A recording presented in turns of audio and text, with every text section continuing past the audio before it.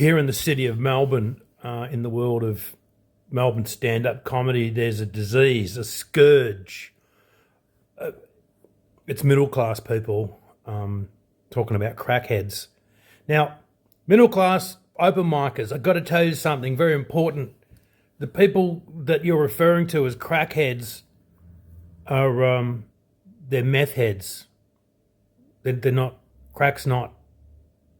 That's the 1980s in the United States, and you probably also don't know that most of the people on crack in the 80s in the United States were white. So you double, triple don't know what you're talking about. So I need you to stop talking about crackheads. I need you to stop talking about homeless people, actually, because you talk about them with no empathy at all, like they're aliens, and that's a very middle class.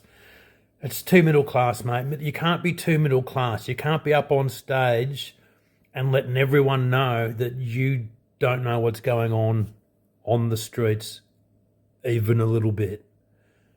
It's you're a dweeb, essentially, and I need you to stop fucking doing that. What else about stand-up comedy in Melbourne? I'm talking about this because I took a big break from stand-up comedy because I didn't know I was autistic and it was fucking up my comedy, right? I was struggling. Then I learned I'm autistic and I back into comedy and I start at the bottom again because I want to get my shit together properly, and I know that I will rise up through the ranks. And that's what's happening. I'm happy. However, I do get to witness a lot of young men who are practicing semen retention and hear the shit that they got to say about what's going on around them. And I hear them talking about crackheads, and I think you're not even in the same dimension as the rest of us. I don't think you've even got a star sign. What are you? I don't think you operate according to the laws of physics, like space, time, because the things you're saying indicate you've never been anywhere or done anything. I don't. And the other thing, young male comedians, that's who I'm talking about, really.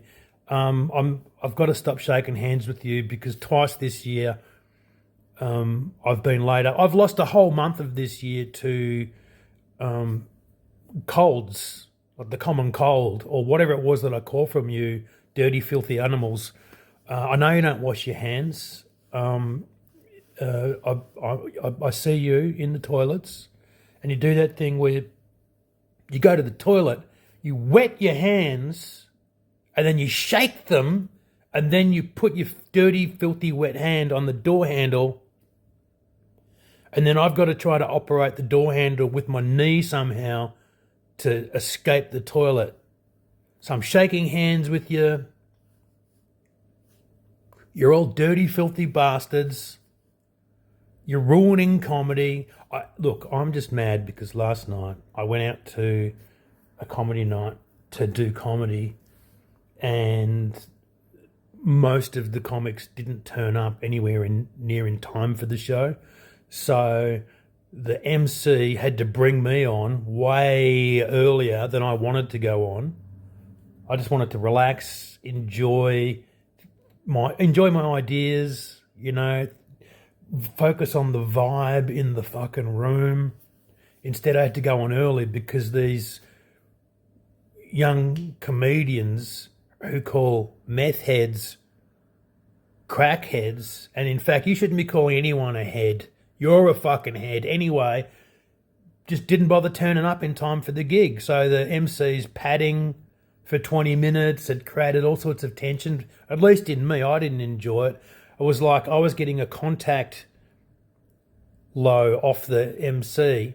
He was doing the best he could, but I do MCing, and my nightmare is that comedians won't turn up in time and I'll have to fuck around on stage and I'll be made to look like I'm an idiot, I'm unprofessional, I don't know what I'm doing, but I do know what I'm doing. I know how to wash my hands. I don't practice fucking semen retention. I fucking come everywhere. I'm a decent human being. Also, I'm doing a show called I'm Autistic, plus also I had cancer for Melbourne Fringe. Okay, starting next week. So obviously buy tickets for that. Where? Look up Sean Bedlam on the Melbourne Fringe website. I can't. Do I have to do everything for you? Thank you.